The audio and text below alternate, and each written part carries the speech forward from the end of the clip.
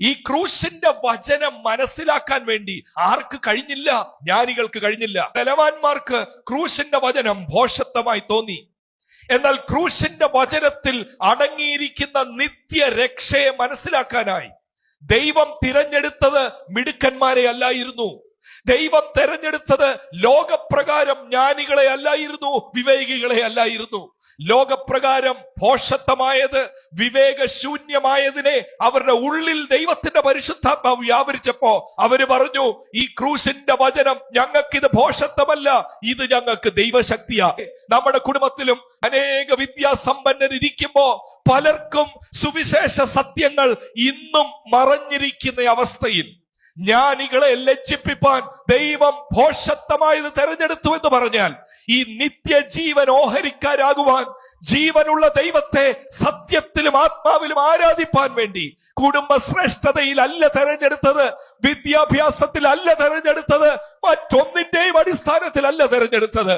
ഭോഷന്മാരുടെ ഉള്ളിൽ ദൈവം പരിശുദ്ധാത്മ വ്യാപാരത്താൽ ഉൾക്കണ്ണിനെ തുറന്ന് തിരിച്ചറിഞ്ഞു വന്നു. ഈ ക്രൂശിൽ രക്ഷയുണ്ട്, ഈ ക്രൂശിൽ മാനവരാശിയുടെ പാപ പരിഹാരമുണ്ട്.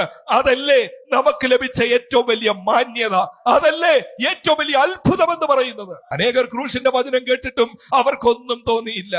അനേകം സുവിശേഷം കേട്ടിട്ടും നിങ്ങളുടെ കാലെ പിടിച്ച് ഞങ്ങളങ്ങ് വന്നേക്കാം എന്നൊക്കെ പരിഹസിച്ചു പറഞ്ഞു. എന്നാൽ എന്റെ മുമ്പിൽ ഇരിക്കുന്ന നിങ്ങളിൽ ചിലർക്കെങ്കിലും ഓർത്തെടുക്കാമല്ലോ, സുവിശേഷ സത്യങ്ങൾ ആദ്യമായി കേട്ടപ്പോൾ ആരുടെയും കാലെ പിടിച്ചു പോകുന്ന പരിപാടി അല്ല നമ്മൾ പറഞ്ഞത്.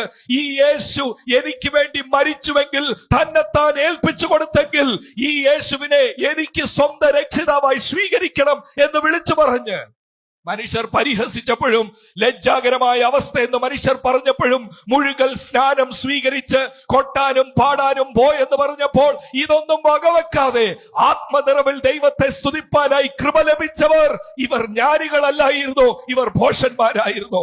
ബലമുള്ളവരല്ലായിരുന്നു, ഇവർ ബലഹീനരായിരുന്നു.